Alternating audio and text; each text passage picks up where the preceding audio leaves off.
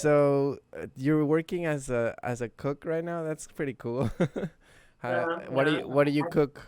any kind of stuff. It's mostly sandwiches. It's like one of those cafes, I guess. Okay. It's kind of weird. I never actually intended to be a cook or even wanted to be a cook, but it's I got that job because of a friend, like one of my friends that I met actually through the band. One day they needed someone to cover the kitchen, and I went in and knowing nothing, absolutely nothing about cooking anything, and I stuck there. So I mean, it's been everything paying else, the bills, I'm assuming. that's it. That's exactly it. That's really all I wanted at that point. But let's get this started, bro.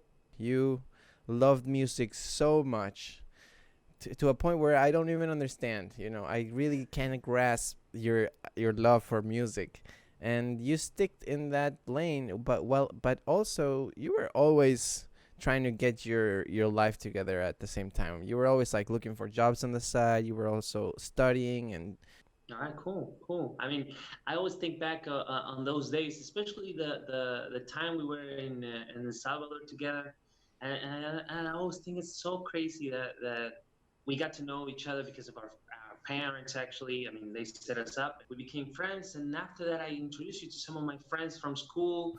We started that band, which was, I mean, I had the craziest memories from that time, even though we were so little. We were, we I were was like, babies. Yeah, yeah, I was like 15. You were I was 13, 14. 14. Yeah. Uh, that was so crazy though, and And I always thought you were one of the first guys that I could talk to about actually punk music. I mean, I wasn't like a street punk or anything. I mean, I was just into the music, and you were one of the first guys that I could talk to about I don't know Rancid or Green Day, those bands, right? That mhm. started that, and you introduced me to No Effects, which is Obviously, at that time that was my still. band at the time. Jesus Christ. I know, I know. It was yours and your brothers. I Yes, remember that. And but do have very fond memories of those times, and the band was just such a way to bond, like with all the band members. I mean, I remember, just to mention, Ferfa, who's also part of the band that you're on right now, and Julio, who was the drummer, Kevo, who became a fucking hacker, a motherfucking hacker. You know, like it's just crazy to think like the amazing times that we shared together just because of that band. I know that it was super crazy. I mean, the band that I have right now, I'm still with Farfah. Now that you mention him, and last Christmas or around that time, we got together with Farfah. Not we usually now at this point we usually see each other when we have something to deal with a band. You know, like either rehearsals or I don't know, or we just get together and plan things out for the year or stuff like that. Uh, but last Christmas we got together and we decided to I don't know, just hang out. It sounds weird, but it, each of us has like such a crazy schedule in our lives, and he still lives quite outside the city. And it was awesome. And we were just talking like, and we remember you, and we were just talking like, it's crazy that it's been. I mean, at this point, it's been what like 15 years since we've been like just hanging out with guitars and talking shit and you know. Right. How do we get It's away so with it? crazy. I don't know. That's the thing. That's the thing. That's what I think. Like, it's so crazy that we're still doing this. Which I mean, and by doing this, I'm not saying like I don't know, conquering the world or something. We're just hanging out every time. And what is it, right? Like what are we doing? Not just me and my friends, but all of us. What are we doing here? Like like relationships and friendships and that kind of stuff. That's the important thing, I guess. Mm. Like having that time, you know, like I mean, I think it's crazy that to think that you met like one of your current band members when you were 14 and had a band with him. That band, the first band that you had in Argentina, is that what started? Is that what started it all? No, no. I mean, in music, I think what started all was I don't know, dude. Like I think about this stuff, and I think it was I always come back to the first times when me and my father were just going somewhere, someplace in his car and listening to I don't know music. You know, he loves music. My father loves music. He's never been like a musician, a trained musician, or even like someone who produces music or does that in any kind of way other than enjoying it. You know, Mm-hmm. that's the I think that's what started like enjoying it, just not thinking that you can do something with it, just enjoying the moment that you spend or the moment that you share with someone while you're listening to an album or riding on the car and listening to yeah to the radio or Yeah, to yeah. CD. I think that's what started it. When I got here, the school that I went here had had me or presented me with the opportunity to learn to play the guitar, which was something that I always wanted because I was a huge Blink 182 fan. I just wanted to be like Tom DeLonge. That's all I wanted. I wanted to sing and I wanted to play the guitar. Let's uncover that a little more because I think that's your story is one of music, and but I want to know. I want to give everyone a little background. You were born in El Salvador, right? Tell me what was it like growing up in one of the most dangerous places in the world, That was Soyapango, Soyapango. San Salvador. That's the city, Soyapango. In El Salvador, and as you said, it's one of the roughest places there. Soyapango has one of the, and it still does. It's one of the, I guess you could say, murder capitals. Do you think that has defined you in any way? Like, do you think that Yeah. those experiences and that rough life has in some way helped you understand anything about your life today? When I was living here in Argentina, I remember one of the first, we used to do like, I don't know, sleepovers and stuff like that, just to watch scary movies or things like that. And one of my friends, he was a little bit younger than me, and we were, I don't know, we were in the kitchen or something. We were making popcorn and eating. I've always had a thing for tangerines, and I was I was eating one of those tangerines, and one of my friends says, how do you open that? How do you? And I was like, what do you mean? I mean, I just opened the tangerine in two moves, and then I just ate it. And I remember this. I always remember this. He said, "I've never done this without my parents." I was like, "What?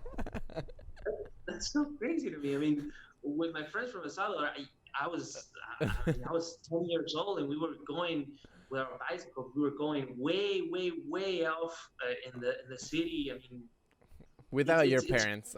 without my parents. I mean, without my parents, without they don't even know. I mean, I hope they're not listening to this. 'Cause, I mean, we were just too. Well, we were just kids, you know. I mean, we Right. used to go and knowing that Soyapango and San Salvador were one of the. I mean, crime there is you can get robbed any day, any day. And Right. I was robbed when I was 9 years old. And It was a big celebration in school. I used to go to a Catholic school. It was called Don Bosco, and they let us go early that day. So me and some of my friends, we decided we used to live near each other, so we decided to go to our house. I mean, it was I don't know, like 10 a.m. and we went, and then we were walking, and two guys. I was always a tall guy. I mean, when I was 11 years old, I was one of the tall kids, and yeah. I was. He looked at me, and I looked at him. I was such a scary kid too, because I mean, I remember looking at him, and he looking back, and I just turned my my view from him, I mean, I know, I mean, that's one of the things you learn there, right? Like Right. You you don't don't have a make eye stare off. contact. Yeah. Yeah. Those guys are crazy. I mean, they'll and they were crazy because we were just walking, and then they started following us, and it became like we were three friends, and then there was like four or five kids. I remember that they were more than us, and then they started saying like where you live. We've seen you here. Um, and I was like just like walking. We were still walking, and they were like, "I want to see what's in your bag. What do you have there?" And one of the guys said, "Just stab him." And I was like, "What? Shit. That's Shit, crazy." man. I mean, that's crazy, dude. Like, I was 9, 10 years old, and those guys were saying, "Just stab him," and that's when I realized. I mean, I better show him what I have in my bag. They took that. Then they said like, "We don't want to see you here," and I was like, "But I live here." I mean, what Right, do you want right. me to do? So then they just took the things and ran off. We ran home. I remember I went home. I was kind of crying. My mom was like, "What happened?" And I just told her a story, and that was pretty much it. But I mean, it was crazy. And I think about it now, and I'm like, fuck, that happened to me when I was 10 years old. That's crazy. That's That is crazy. crazy, bro. That's a crazy story for a 10-year-old. And Yeah, I know, and then coming to this place and having a kid who has never opened a tangerine without his parents. That's the those are the 2 points when I was like, oh, this is really different. This is really different. These guys are really different. I know. I Let's talk about your parents because your dad, obviously, you took you out from outside El Salvador to Argentina to give you what he thought was a better life, but at the same time, you also had to leave your mom, and Yeah. you had to leave her in this town that was very dangerous. How uh, how do you feel about that? How about that in your life? About those times in your life? I mean, I think it's that situation like when you're from a place like you're used to how things are done or where to move and being like a parent, I guess. Being, I mean, I'm thinking about my mom. I'm thinking about my grandma who also lives there. They're just, I mean, they're people that even the criminals or even the guys that run the place, they kind of have like some respect. I mean, my mom has never been mugged there on that neighborhood, you know. Mm. Yeah, the same thing with my grandma. I mean, they know who they are. My grandma used to have like a little store there in our house, so it was like They they, they, has they, they have they're used to it, mm-hmm. They have street you know. immunity. How was it growing up with your dad? I mean, you went back and forth a lot when you were in high school, but It was, I mean, you knew my father back then. yeah, He was he was such a, I mean, he still is, and but at that time he was such a cool guy. He's one of those dads that he always wanted to. If he had an opportunity, if I presented him with an opportunity to come and talk to us, he would be there and just be like a cool guy. Um, right. that that was with my friends though. With me, he was I would say strict. I mean, he wasn't like a hard ass, but he was strict with the whole school thing, and with me, he wanted me to join things. He was always pushing me to go to guitar lessons or take. I don't know. At some point, he wanted me to join uh, like a club to go do sports. I didn't want to do that. I just want to be in my room. And we used to have fights about that. But I mean, I can't complain, dude. You know him, and he was just the greatest. He's always been the greatest. Yeah. And But no problem. but something about you and your relationship with your dad that I remember is definitely one that he almost like treated you like an adult when you were like 14, 15 years old, you know? He very I much know. gave you that freedom and that responsibility. Uh, No, but that's crazy. It's crazy that you mentioned that because, I mean, I think that comes the thing with my dad and giving me the space and all that. It comes from wanting to be better than the previous generation, you mhm. know, because my Yeah. dad used to have, he had like a like an absentee father, and then he had like I mean, I would say father figures who were very much I mean, I don't know, like on the tough side, you know, like tough love and Mm. that kind of stuff, and not letting him be who he wanted to be. He was always pushed to do the right thing or the socially right thing, like Yeah, get yeah. a job, support your family, and not even like his family, but his family, like his mom and his brothers and Right. all that stuff. So he kind of had to grow up.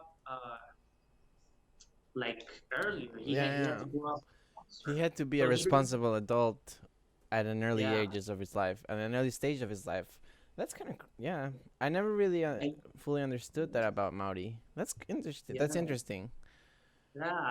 I think about that because that's where I think it comes that he let me be who I was up Mm. until this point, you know.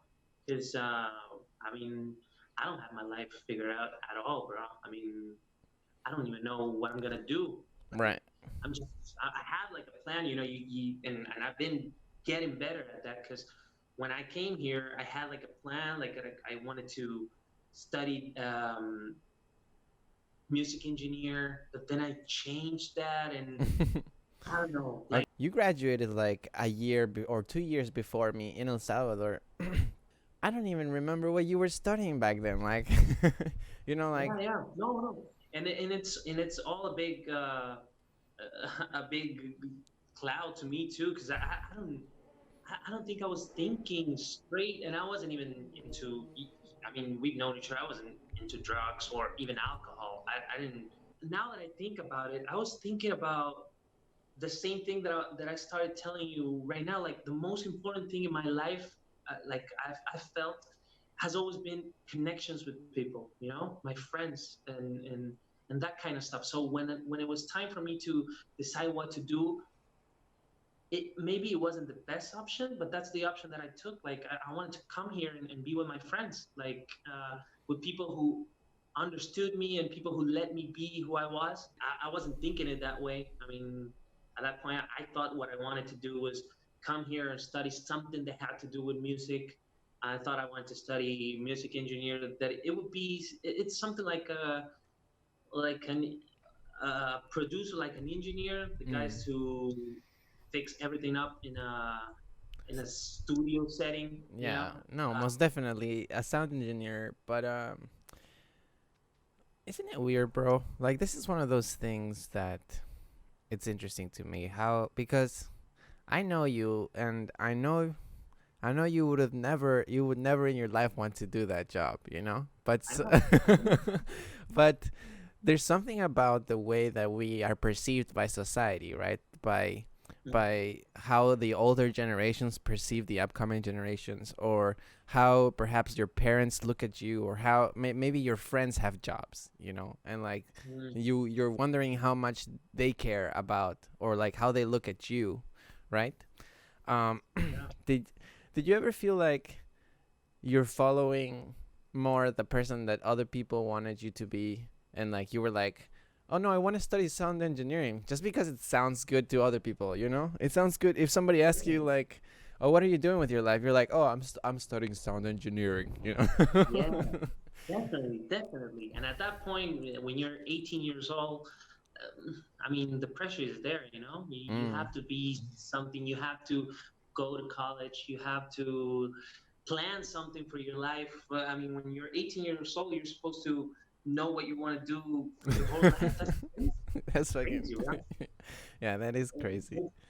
What I think about that is that, and it's in my nature to be uh, like a really positive guy. Like Right. I don't know why I feel that way. You know, I really don't know why I feel that like everything's gonna be all right. I always feel that.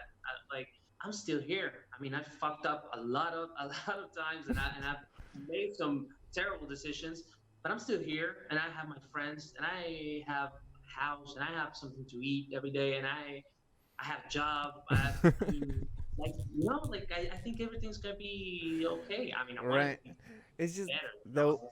Of course, of course. The way that you describe that is just so humbling, though, because I totally see you, and you're like, dude. As long as I have like, it reminds me.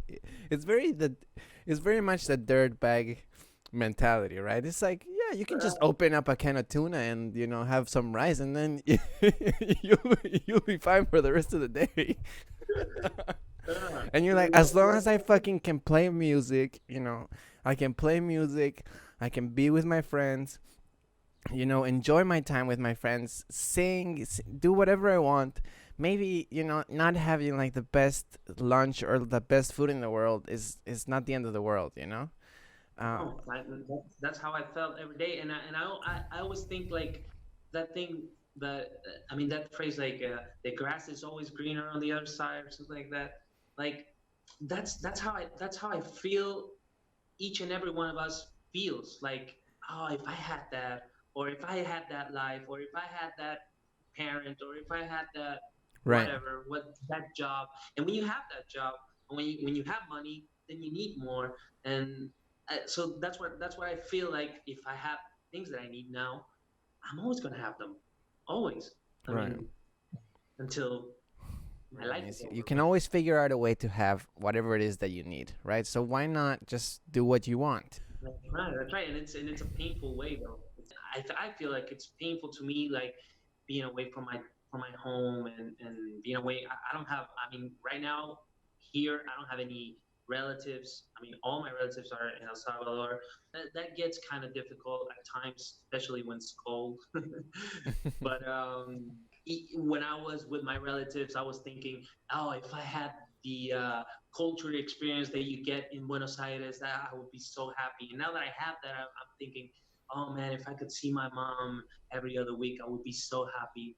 So Right. that's what I'm saying. I mean, you always feel like you're missing something. So stop complaining about the things that you're missing and start appreciating the things that you have and working towards the things that would make it better. And the things that would make it better, in my point of view, are relationships. I mean, my relationship with my father, my relationship with my mother, with my friends.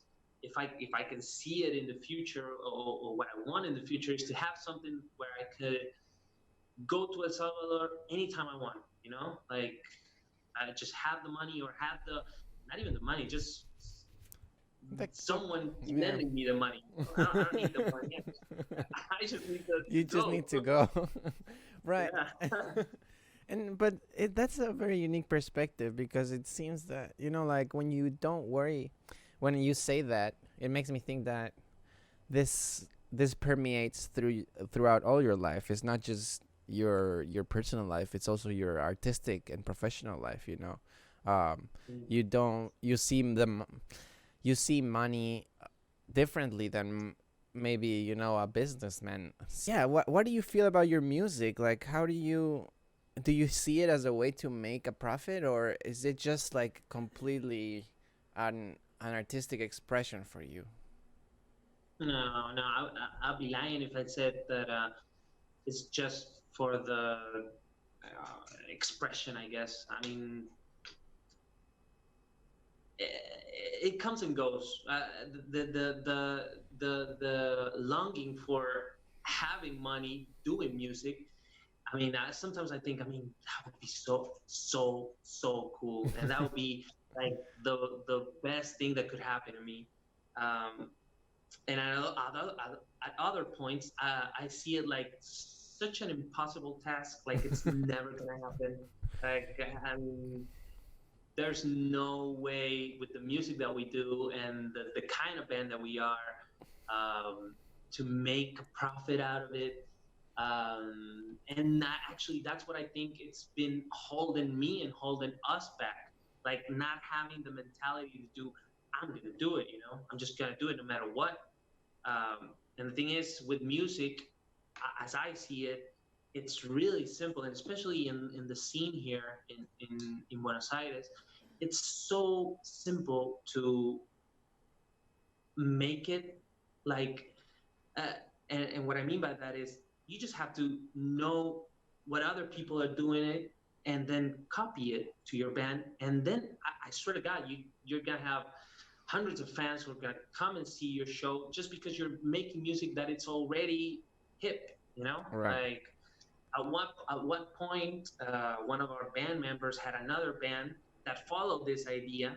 Like, so you like post post hardcore? That's what you like? Well, we're gonna make a post hardcore band, and they blew up. They blew up. They had like enormous shows, and but the music, even though it's not my kind of style, they they had fans. They came and see them. They bought the CDs. They bought the merch. So that's what I mean. Like it's so easy to do it, but that's not the way I'm wired, and it's not the way the band is wired. We're just when it comes to music, it's just it feels more like a lab experiment than expression. We want to at the beginning with the first albums, we just wanted to see what would happen. We wrote one of the albums that we released a couple of years ago. We wrote that album with 12 songs based on this book. I don't know if you know the I Yeah. Ching. Yeah. I remember seeing a little bit of some of the advertising, the publicity for the album. It seemed really interesting. I mean, I might have heard it. I don't know. I remember definitely definitely listening to like at least 5 or 6 songs from each of your albums in Spotify. I don't know if that one was in there. Yeah. But no, No, it it's is there. And, oh, sorry. no. Finish. I was just gonna say continue. What about this book? Well, we wrote this book. The I Ching is like an ancient book that is sort of like a fortune teller, but it's not. It's not like you're gonna ask the book about something and it's gonna tell you what to do. It's this book, Chinese book, like thousands years ago. It was written 1,000 years ago, and it's more like a mixture of poetry and knowledge. I would say Mm-hmm. that's how I would describe it. Okay. And it has like uh, 60. I don't remember now, 70 or 60 hexagrams. That's what they're called. The chapters are called hexagrams. And so we based 12 of the 12 songs from the LP. We based them on that, and it's so weird to think about it now when we wrote that, because we didn't. I mean, those songs didn't come from playing. We weren't in the rehearsal room playing the songs, and then it was the other way around. We read the book, and then we said, I mean, this hexagram makes me think. This hexagram is called, I don't know. There was one that was called the Creator. That's one of the first hexagrams that you find on the book. I remember reading that with the whole band, and we thought this this makes us think of a song that it's long and it's weird and it's changing, and that it's a weird way to write a song, like Right. just It definitely. Yeah. talking about it and then writing it, and that was so weird. And that album is so weird. I mean, I listen to it now, and it's something crazy that we But do you used like to it? listen to. Do you like when you listen to it? Do you like it I do, yourself? I like it, but I like the process. Right. You like the story of the songs more than the songs itself, just because you were part of it. Exactly, and Hmm. that's changing now. Because I mean, that was 5 years ago when we started that album. We made it, we recorded, and we I love the idea that you're saying that the music room wasn't like a place where you had a bunch of canvases and you had paintings. It's more like you had like technology and it was an experiment, you know? Yeah, yeah, yeah. It's like It really was. you weren't like, oh, we're just gonna do it for the music, or where you were totally just like, let's do something fucking weird and see what comes out of it, you know? Exactly, man. Exactly, exactly. We've always been that like a weird band, and with the music and with us, we have two singers. That's weird. That's Oh, weird in a that's band. Two singers. That's weird. I mean, I guess there's some kind of bands. I mean, there's post-hardcore bands that they have like two singers, but one of the singers screams and the other one does the melodic stuff. None of us scream. We just sing. The two of us sing, kind of mm. like Taking Back Sunday. But one of the guys from Taking Back Sunday used to play the guitar and sing. We only sing, the two of us. That was the mentality back then. Now we've grown.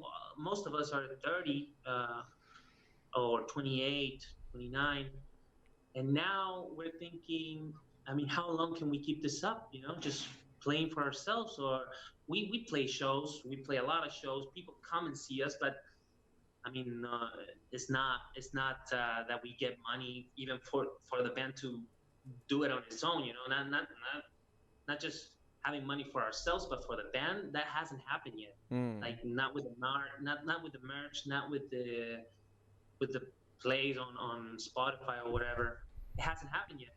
So we're trying to get there. We're trying to. That's our mentality right now. And we did this EP last year, where the songs came from when they usually came from the music. We the thinking behind the EP and the things that we see in the future is taking the music to where you can just play it to somebody and they're not gonna think, oh, this is weird. Right, right. I don't know this. They're just gonna think.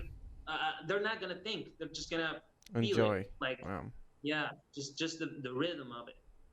That's where we want to take it, and that's what actually. I mean, if I'm being totally honest, that's what's keeping me here, because I want to see that through. I mm. want to see that band. I want to see that band getting it to the point where we know we did everything we could to make the band. That's our whole goal. Like, and that's another thing. I mean, that I appreciate a lot. Like, being in that band has taught me so much, bro. Like, I can't even put it into words, because it's taught me about uh, working with a group. It's taught me about life. It's taught me about friendship.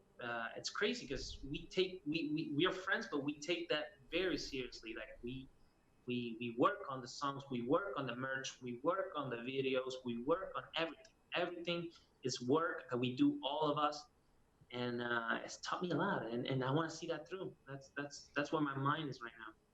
You described two stages. One where you were making music about, you know, you were making music about, it was totally an immersive experience for you guys, but not for the people that you were making music for, right? It was more like, if you guys like it, that's cool. Right? But that's awesome because, like, I think that gave you this moment of experimenting, like as a musician, and it probably helped you grow as an artist and as a performer and as a composer. But then the second part, it kind of reminds me more about what you said at the beginning, and how music became a part of your life, because Mm, and it seems, yeah, there's this side of music where it's like you can get super nerdy, and like you can become so fucking insane within like Mozart style, that it's just yeah. like there's like fucking harmony that nobody will ever understand, but it just sounds fucking amazing. Man, bro, that we had that conversation like so many times. Like I mean, like trying to do some weird shit with the guitars and the voices. I mean, it was fun. It was fun, and what I take of that is that we learn to, I don't know, like communicate with each other. Like, we learn what we like, what we dislike, like, but just in the band, like you said. I mean, if any other, if you guys like it, that's cool. Right. But the cool thing for us was doing it, Mm. like actually getting into the book.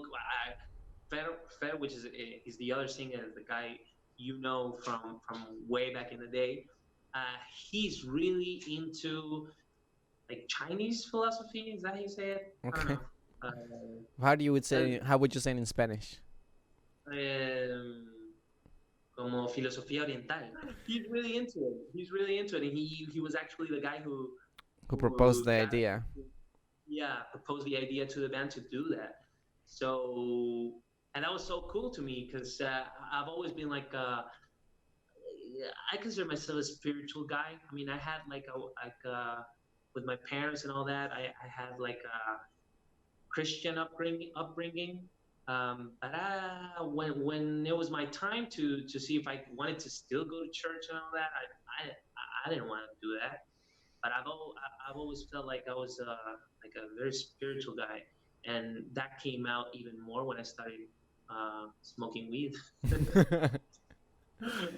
Well, I mean, there's definitely something to say about you know, spirituality when it comes to music, and when it comes to psychedelics can just open up, a new doorway into creativity. It's It comes down to appreciating the things that you have. I mean, that's what it came down from me when I started using psychedelics. That I'm not really much into it right now. I'm not even smoking or anything like right now. Like in the last couple of years. I mean, once or twice there or whatever, but I got you. I got you. mostly, yeah, You don't mostly. use. It's not like you need it as a source of as a source of creative energy, or as a source of, Not at all. Got you. Not at all. But I do appreciate the moment when I was into it, and it was I mean, what can I say? I think it was healthy. Like it was something that it came for me. It brought that, like Yeah, it gave eating. you a different perspective, of course. Yeah. Can That's right. That's right. I mean, that's with any psychedelics. I would say like it can open up your mind. I could totally see you, Brian, being like, "Yeah, no, dude, I'm probably gonna just like keep doing heroin for the next 5 years," and be super cool about it. Yeah, no, no, no. But I've never. I'm joking. But when it comes to doing your job, when it comes to doing what you think it is that you love, you have to have that moment where you're like just experimenting, right? So in a way, I'm super super happy for you guys that you did do that, because you're 26, you're 27, whatever, you spent it, you spent a time of a specific time of your lives devoted to experimenting, which in a way Yeah, kind of helps you find your process, right? Like the process of creating music. And exactly.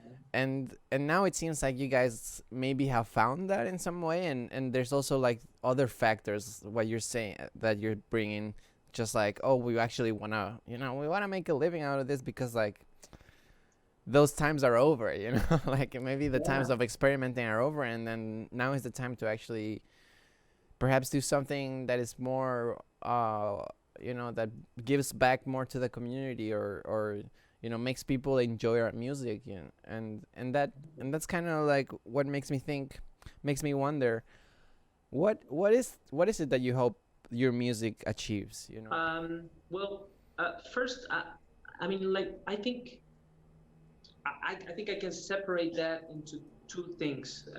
Like, what I want or what I wish the music that I do with the band, with Efecto Amalia, what I want that to achieve is having the opportunity to continue doing the music without being it like a burden to us, like a financial burden to us, because we're at that point. Like I was saying, like we talk about this, and we were like, I mean, what's gonna happen when one of us has a kid? When one of us, I don't know, many things can happen, and maybe you don't have the time or you don't have the money to invest in a new album or invest Mm. in whatever it is, you have other priorities. What's going to happen there? We're just going to stop, and we don't want that. I mean, we enjoy the process. We enjoy meeting every week.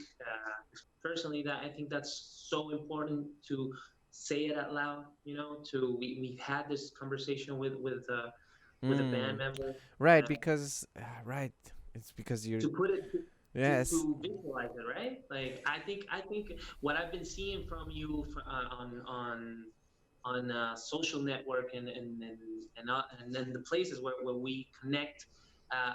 I've seen you doing this, like putting it out there, right? Like Mm. saying the things that you want and driving towards that, even though, I mean, it takes a while. It takes a while Yeah, of course. for things to catch up. So, but it's so important to have it visualized, to see it, to think, this is what I want. But what about the other aspect of what you want to accomplish with music? You And said there the other was. aspect, yeah, the other aspect of that, and that what I take it as is music being something that we touched on this conversation, something spiritual, which is always it has always been for me, and not just music. When I think about that, I think about I'm really into writing too. I don't right now I don't see myself like writing a book or anything, but I write poetry. I don't know. I don't even think it's poetry. I just write shit that I think it's cool, or I like how words are made. Like I see a word and I like how it looks, and then I want to use that word to say something. That's how I think when I'm writing. You know, like visual stuff. Like I see phrases or I see paragraphs that I like, Mm. and that to me is also music. That's what I'm saying. Like I want music in my life to be something that it's not that I want, it's just I don't have an option, you know, like Right. it's always been that to me, Uh, like something that brings me joy and something that brings me uh I don't know, like it, it sounds beauty. yeah, it sounds like you wanted to kind of bring you everything. You know, the way that you're describing your writing, even what if I understand what you're saying is even if writing isn't music itself, you still see it as part of the process of music Yeah, because you want the music to just be whole encompassing in all your life. You know, that's right. like if you can eat music, you'll have a you'll have a music salad.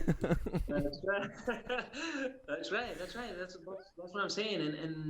And what I think it comes down to is actually a feeling. You know, that's why I think when the two things meet, like writing, and it can be anything. I'm not such a big I don't draw very well, but I think people who draw, you used to draw. I don't know if you still do that, but I used to draw such cool things, bro.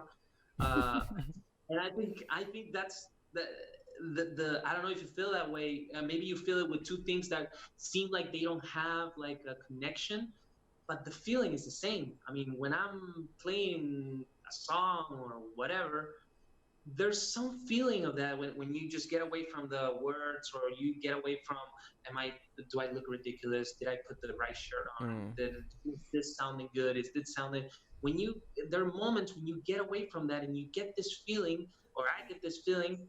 It's the same feeling that I get when I'm on the bus and I'm writing something that it's cool to me.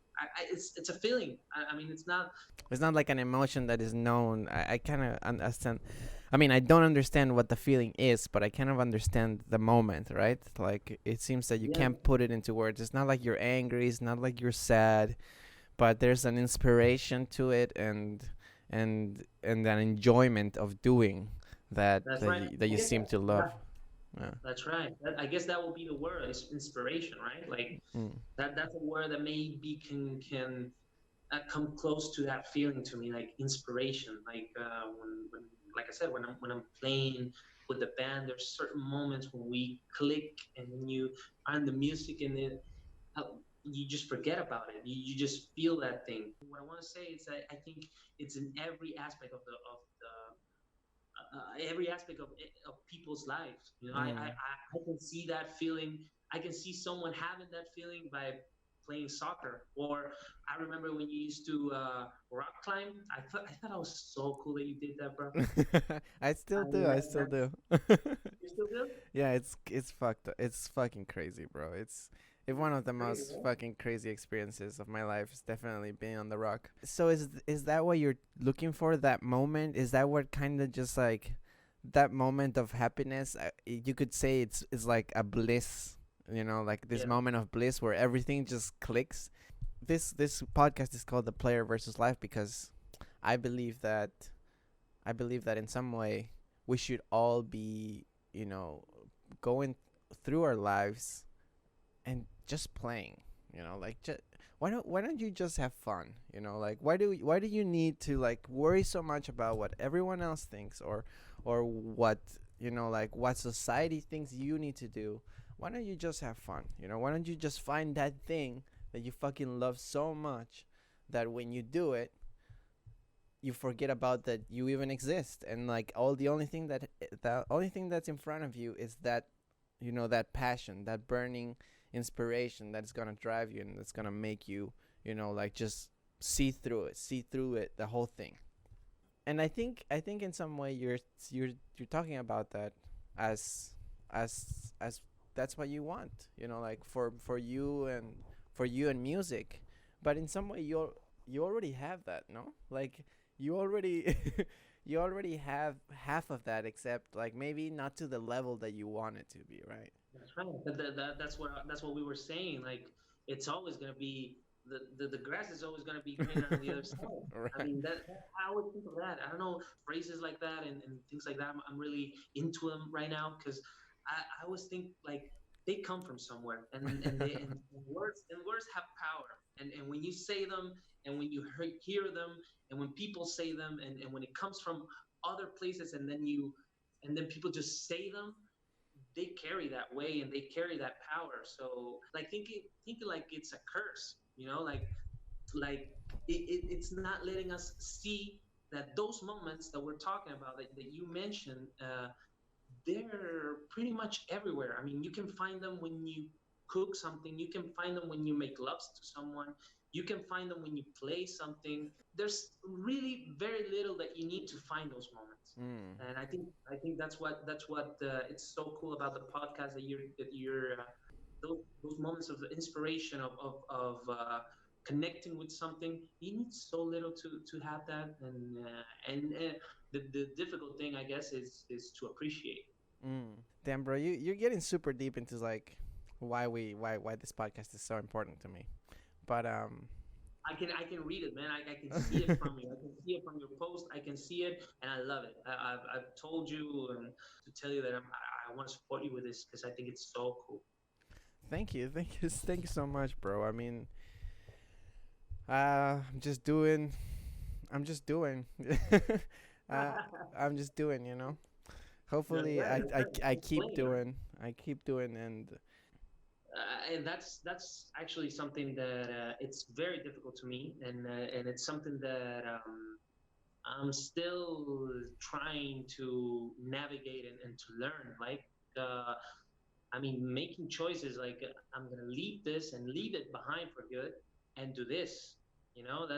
That's been and still is, like I said, it still is something that I'm working. Like, and that's the other thing, right? Like, not trying to be or to look or to give the appearance like you have it all under control or you have definitely what you really really want to do and this is going to be the way, because I mean that's not true. You can see it from everybody. You can see it from your parents, you can see it from people who are older that you look up to.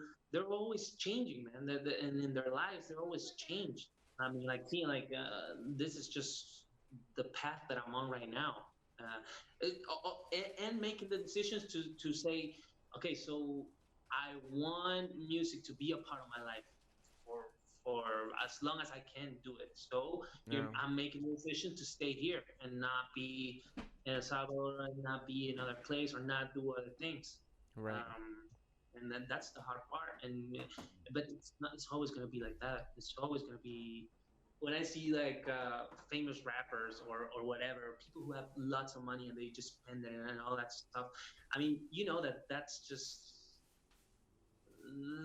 credit, you know, that they have to pay if they build that fucking mansion, they have to maintain that mansion, and how they have to do that is through music or through whatever they're doing, but they have to keep on doing it. It's not like Drake is just that's cool, man. I have all. I mean, I guess there's some people who have that, but most of the people, and especially in the music business, most of those people, I mean, they're it's like they have a credit card. They have to Yeah. they're gonna have to pay that afterwards. Yeah, but I think one of the message that you're trying to convey is that and it's easy to think, you see somebody that has a huge amount of success, and it's easy to think like, oh, that person can just sit back and relax, and it's just like Yeah.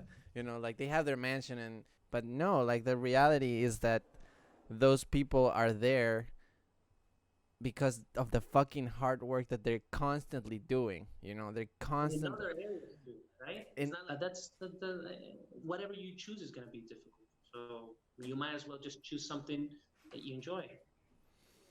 Okay. Well, bro, I think that's a good spot for us to start wrapping this up. Yeah, Um, cool, man. bro, I had such an awesome time. Like I really did, and this has been a fucking blast. Seriously, I hope that maybe in like 2-3 years from now we can do it again and see what's changed. Like I don't know, just recap, do That would see be it's awesome. see where Brian Pineda is at. Um, That would be awesome, man. That would be awesome.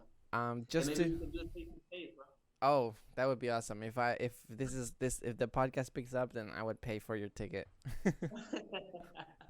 That's cool. That's cool. um, just to make this for everybody to be able to find you guys or find you. Where would you want them to? Do you have any plugins, any Instagrams, Yeah. emails, or any websites that you want to plug in? Yeah, we have all the official Instagrams for the band. They're all Efecto Amalia. We have that luck. Maybe it's because of the name. No one took that name anywhere. So you can just type Efecto Amalia on Twitter, on Instagram, on Facebook, on Spotify, on Apple Music, Bandcamp as well. And you can just listen to the songs there. I mean, we have that. The music, all the music that we've done throughout the years, it's there. So that's a cool part too. Like I can just tell someone the name and they can look it up. It's not difficult, you know. Awesome, awesome. And do you guys have a website or anything to contact We're you working guys? on that. No, Okay. we're working on that right now. We wanna one of our guys, the one that plays bass, he's learning how to code. So he's working on the website right now. That's cool. Okay. And so the best way to contact you guys, if somebody, like it would be through just like Through Instagram. Instagram. Yeah, through Instagram. We always talk. I mean, that's how we get most of the shows that we do, actually, through Okay. Instagram. All right. So yeah, that's a cool way. Awesome, awesome, bro. Have you guys played outside the Argentina? Not yet. That's what we wanted to do this year, but I mean, we're on lockdown now, so we couldn't do it. But that was actually the plan. So since everything happened with the virus and all that, we decided, man, we can't go out, so let's just work on new music, and that's what we're doing right now. All right, bro. I love you, and I wish the best for you, bro. I wish the best for you, and Cool. thank you for doing this. This has been another episode of the Player versus Live podcast. I am Gabo, and thank you for listening.